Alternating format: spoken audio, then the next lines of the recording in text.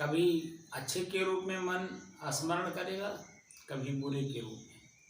अच्छे के रूप में जब स्मरण करेगा मन, अपने ही क्रियाकलाप को जब देखेगा तो बड़ा खुश होगा, प्रसन्न होगा, आनंदित होगा, लेकिन शांत नहीं होगा। और जब बुरे के रूप में देखता है अपना ही मन, अपने ही मन को, तो उसमें दुख, पीड़ा, पश्चाताप, आत्मग्लानि ये उसे प्राप्त होता है और इसमें भी शांति नहीं मिलती। यानी कि दोनों स्थितियों में मन की जो हमारी स्थिति होती है वो शांत नहीं होती है। ये सही है ना जी। अभी आपने जो बात कही, शाम को चर्चा चला था, उसी पे आपका मन मंथन किया और अभी इस कक्ष में प्रवेश करते ही आपके मन में वो बात आ गई कि अखबार बेकार है, उसे पढ़ना नहीं चाहिए। तो ये बात समझ में आ गई ना जी। और जैसे बात समझ में आई, अब उससे उसमें जो आकर्षण है, उसे पढ़ने की जो ललक थी, पहले बिना पढ़े रहा नहीं जाता था। जिस दिन हम अखबार पढ़ नहीं लेते हैं, मन में चंचवाई पड़ी रहती है।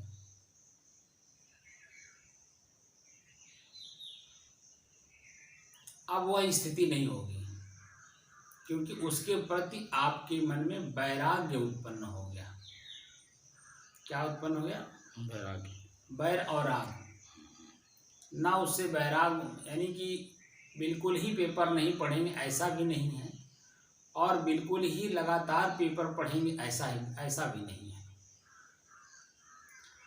हमने जो उत्तर दिया, वह उत्तर दिया कि आँख जितना ही खोलेंगे उतने ही आपका मन भ्रमित होगा, अशांत रहेगा। तो आँख खोलने का मतलब हम अच्छा चीज़ देख रहे हों या बुरा चीज़, आँख से जैसे ही देखेंगे, चाहे वो अखबार हो, चाहे वो धार्मिक पुस्तक हो, चाहे वो किसी प्रकार का दृश्य हो, जैसे ही नेत्र खुलेगा वैसे ही मन आपका बनना शुरू हो जाएगा।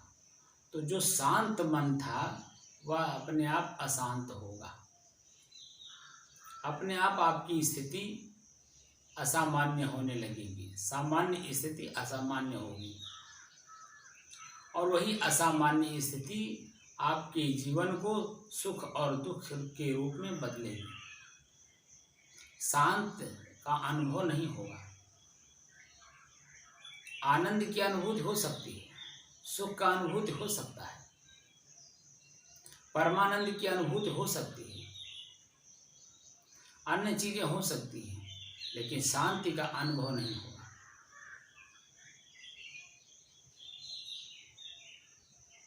दोनों परिस्थितियों में, सुख और दुख, हमारा मन शांत होना चाहिए।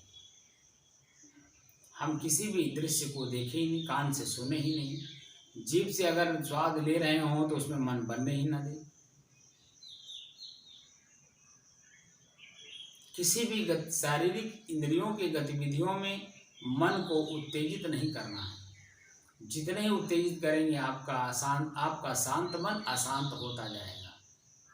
अगर अशांत मन को शांत करना है तो सारी गतिविधियों को अपने आप उसे शांत करना होगा, और वह देखकर, जानकर और समझकर करना होगा। इसीलिए जो ईश्वर शब्द है, ई धन स्वर, ई माने स्वर माने श्वास, हम जब अपने श्वास की गतिविधि को जितने शांत मन से देखते हैं,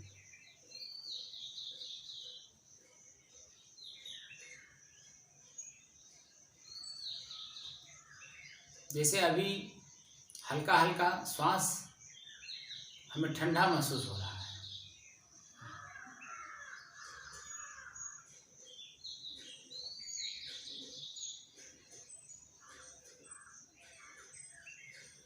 और नाक के ऊपरी हिस्से पर, भीतर जाने वाले रास्ते पर यहाँ हल्का हल्का, बिल्कुल बारीक बारीक, बहुत सूक्ष्म। जब हम श्वास खींच रहे हैं तो आनंद की, गुदगुदी की अनुभूति करा रहा है।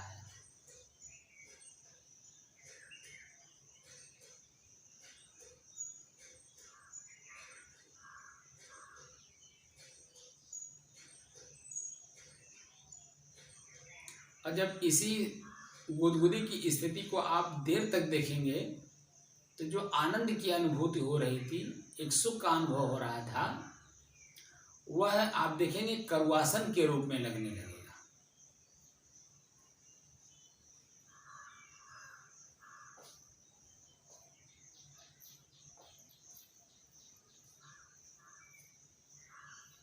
क्योंकि किसी भी अच्छे स्थिति को जब हम लगातार कुछ देर तक देखने की अभ्यास करते हैं तो उसमें उत्पन्न बुराइयां भी अपने आप उत्पन्न होने लगती हैं। वो फर्स्ट टाइम में आपको सुख का अनुभव होता है थोड़ी देर के लिए, लेकिन जैसे लगातार कुछ देर तक देखने लगते हैं, अच्छे में बुराई अपने आप दिखाई देने लगता है। क्या ये सत्य है? जी।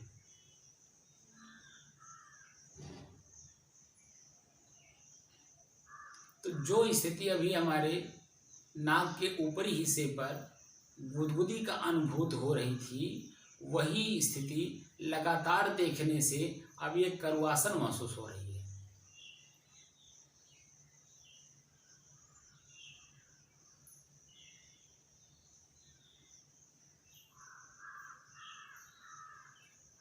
अब जो गुदगुदी का अनुभव हो रहा था वो नहीं हो रहा है।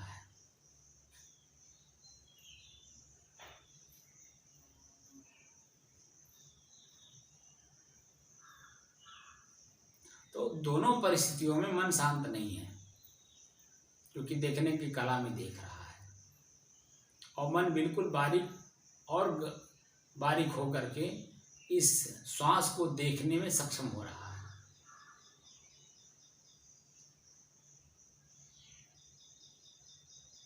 और यही देखते देखते सुख और दुख का जो अनुभव हो रहा था, बिल्कुल एकदम शांत हो जाएगा। इसमें कोई गतिविधि नहीं होगी। ये जो श्वास देखने की कला हम जिस कला से देख रहे हैं, एक कला में बिल्कुल अब दुख का अनुभव हो रहा है।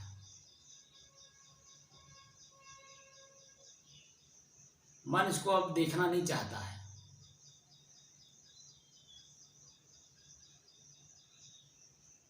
तो अब ऐसी स्थिति में वो कहता है आँख खोल लो, यहाँ से थोड़ी देर के लिए बाहर निकल जाओ। ये मन ऐसा आपको तत्काल अपने प्रभाव में ला करके आपको और ऐसा कर्म कराना चाहता है। लेकिन जैसे ही आप यहाँ से उठते नहीं हैं, आँख खोलते नहीं हैं और कक्ष को छोड़ते नहीं हैं, तो धीरे धीरे थोड़ी देर में अपने आप ना ये सुख के रूप में अनुभव करेगा, ना दुख के रूप में अनुभव करेगा, बिल्कुल अपने आप में शांत हो जाएगा।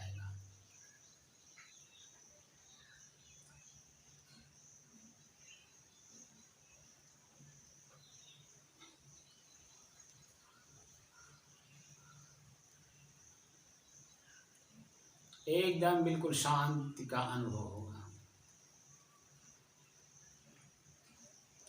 इसी पॉइंट पे जा करके कबीर साहब ने कहा कि जस दुख देख ही रहा हो यह अवसर,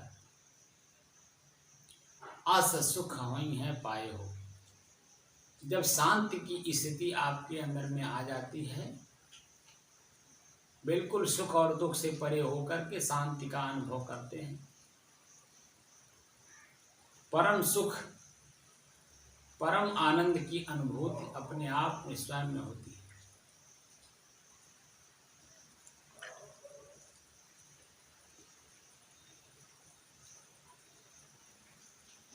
एकदम हमारी स्थिति बिल्कुल शांत होती है। अब ये जो शांति का अनुभव हुआ, वास्तव में असली हीरा यही है, क्योंकि हमने अपने मन की गति को देखा, जाना, समझा। देखकर, जानकर, समझकर अपने मन को शांत कर रहे हैं और शांति का अनुभव स्वयं मन कर रहा है। असली हीरा मिला। और इसी परिस्थिति को, जो परिस्थिति हमारे सामने वर्तमान में है शांति का, इसी का अनुभव करने के बाद सदगुरु कबीर साहब ने कहा कि हीरा पायो गांठ गंठियायो, बार बार वाह को क्यों खोले। जब अपनी खुद की शांति का अनुभव खुद अपने आप में होने लगा तो ये बाहर नैना क्यों खोले। बाहर तो उलझन है, दुख है, पीड़ा, क्योंकि आँख जैसे खुलेगा दृश्य को देखेगा, और दृश्य को जैसे देखेगा तो हमारा शांत मन अपने आप अशांत हो जाएगा। कान से जैसे ही शब्द सुनेंगे, शब्द कैसा है मन विश्लेषण करने लगता है, खुद उलझन और ले लेता है। इसीलिए इस पॉइंट पे जाने के बाद ऐसी स्थिति को प्राप्त किए हुए साधक को हमेशा एकांत की जरूरत होती है। जितना ही वो एकांत में रहेगा, जितने ही वो भीड़ भाड़ से अपने को बचा करके अलग रहेगा, जितने ही दृश्य से अपने को बचा करके अलग रहेगा, एकांत कुटिया में रहेगा, उतनी उसकी स्थिति मजबूत होती है। उसकी स्थिति अपनी चेतना की स्थिति और मजबूत होती है। और जितना ही हम आँख बाहर देखते हैं, बाहर आँख खोलते हैं, कान से बाहर से शब्द सुनते हैं, जीभ से बाहर का स्वाद लेते हैं, उतनी हमारी शांति की स्थिति जो मजबूत होती है वो कमज़ोर होती है।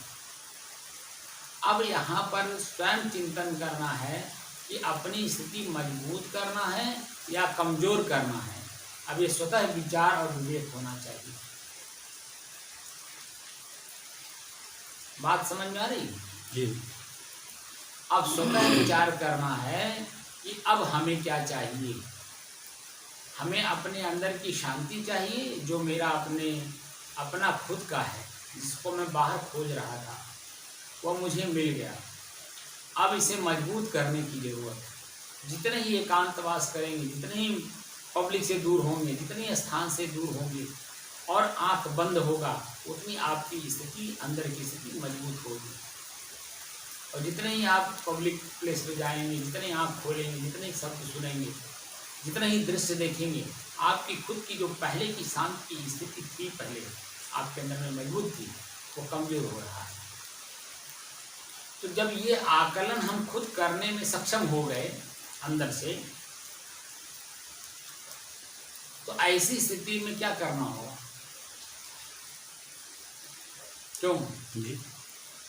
जब हम खुद अपनी शांति की स्थिति को देख करके और जान करके, समझ करके उसको हम मजबूत करेंगे या कमज़ोर करेंगे। यानी आँख खोलेंगे तो कमज़ोर होगा, मजबूत। आँख बंद रहेगी, कान से सुनने में सक्षमता नहीं है, तो वो मजबूत होना है। तो हम क्या करना चाहते हैं? कान से सुनना चाहते हैं, यानी अपनी स्थिति जो पहले से मजबूत थी उसको कमज़ोर करना चाहते हैं, या और मजबूत करना चाहते हैं? नहीं, मजबूत करना चाहते हैं।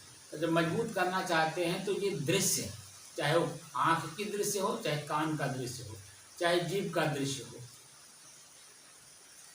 जो भी दृश्य हो, उन दृश्यों से जितना ही हम अपने को काटेंगे उतनी हमारी आंतरिक स्थिति मजबूत होगी। यानी हमारा मन बिल्कुल शांत स्थिति में रहेगा और अपनी चेतना में रहेगा और अपने कर्तव्य का बोध होगा कि मुझे वर्तमान में क्या करना। क्योंकि ये मानव शरीर बड़ी दुर्लभ से मिला है, और मानव शरीर देखने में तो ऐसे लगता है कि आजकल भूजा जैसा हो गया है, कि सभी लोग तो मानव का शरीर प्राप्त किए हैं, लेकिन मनुष्य शरीर का जो असली भाव, अर्थ, क्रिया होना चाहिए वो कहाँ समाज में दिखाई दे रहा है? कहीं किसी में दिखाई दे रहा है? क्यों? नहीं देखा जाए, क्योंकि वो अपने मन के चंचल गति में बहा हुआ है। भले शरीर मिला है, लेकिन उसकी मनुष्यता की अपनी प्रवृत्ति नहीं है, मनुष्यता का अपना कर्म नहीं है, मनुष्यता उसको खुद अपने पता नहीं है कि ये मानव शरीर किस लिए मिला है।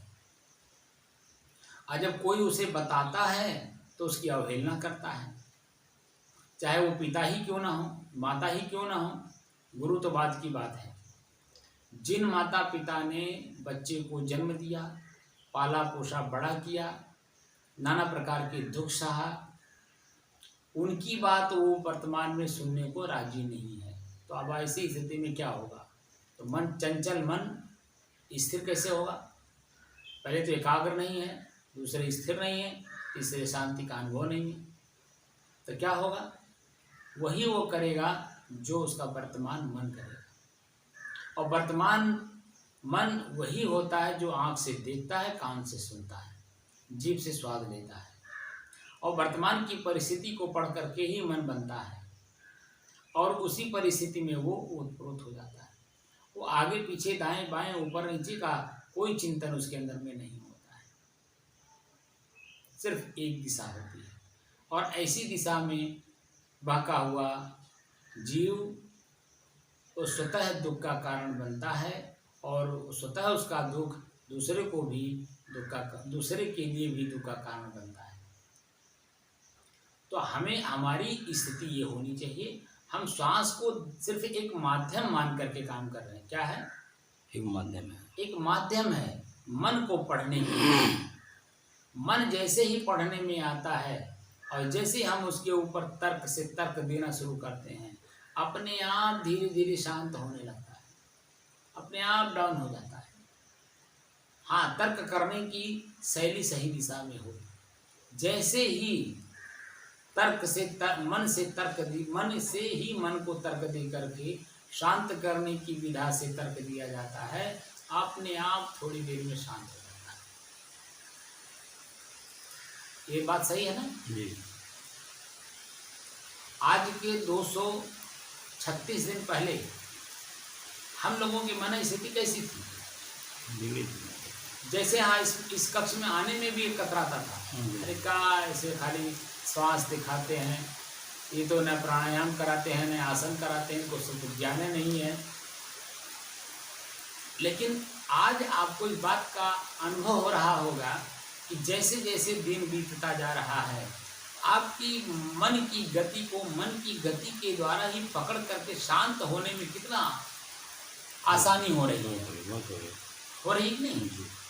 और यही स्थिति उस समय में मैं आपको बताता तो हमारा खाली एक शब्द होता, खाली हम वो अनुभूति तो मुझे हो रही है, आपको तो हो नहीं रही है। तो हमारी अनुभूति आप स्वयं अनुभव नहीं कर रहे हैं, तो दोनों की अनुभूतियाँ एक कैसे होंगी? जब तक एक नहीं होंगी तब तक उसे स्वीकार कैसे करेंगे? तो मन की गति में हम बहे हुए हैं पहले से ऑलरेडी। तो मन की गति